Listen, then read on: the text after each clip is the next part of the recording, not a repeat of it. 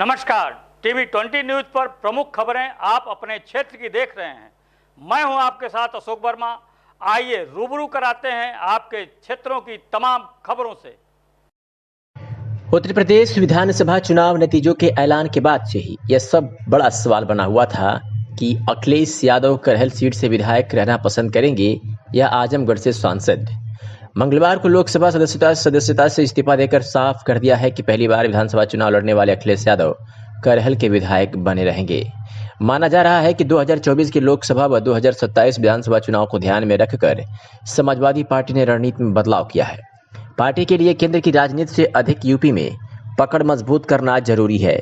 प्रदेश में समाजवादी पार्टी सरकार बनाने के लिए जीत के जादुई आंकड़े को छूने के लिए अब नया गठजोड़ कर बसपा के वोट में सेंधमारी करना चाहती है और इसलिए अखिलेश यादव ने आजमगढ़ के सांसद की सदस्यता से इस्तीफा देकर 2024 के चुनाव से पहले एक समीकरण को आजमगढ़ के उपचुनाव से समझना चाहते हैं और उसका संकेत भी उन्होंने दे दिया है।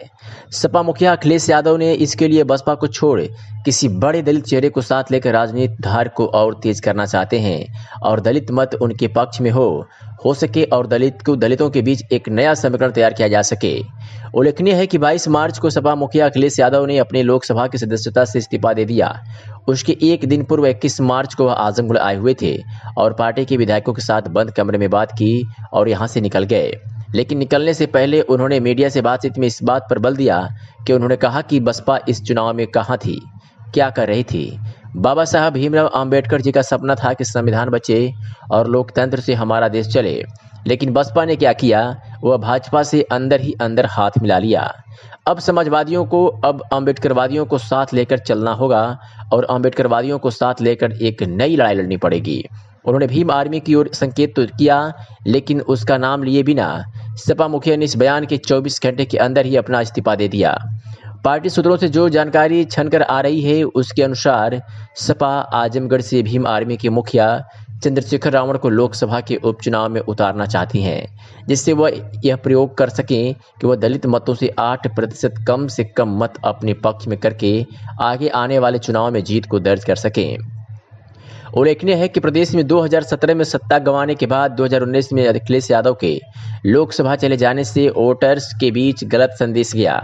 यह विधानसभा चुनाव से कुछ महीने पहले तक यूपी की जमीनी राजनीति में क्रम सक्रिय रहे।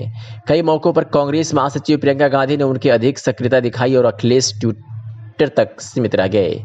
माना जा रहा है कि इस धारणा का चुनाव में सपा को नुकसान उठाना पड़ा।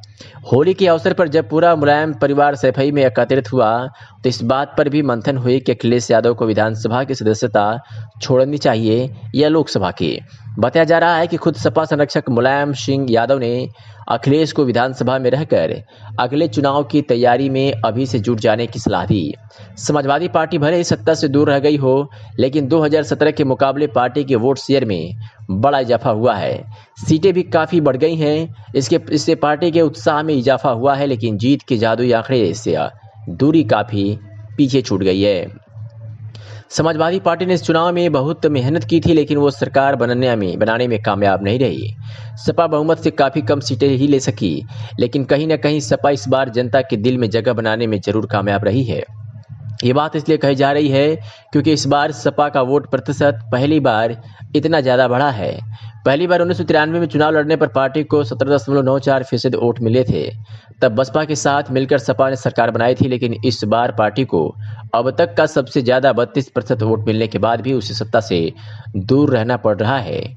1996 में 13वीं विधानसभा के चुनाव में सपा को 21.80%, 2002 में 25.37%, 2007 में 25.43%, 2012 में 29.13% और 2017 के चुनाव में सपा को 21.82% वोट मिले थे। Bureau report, TV 20 news.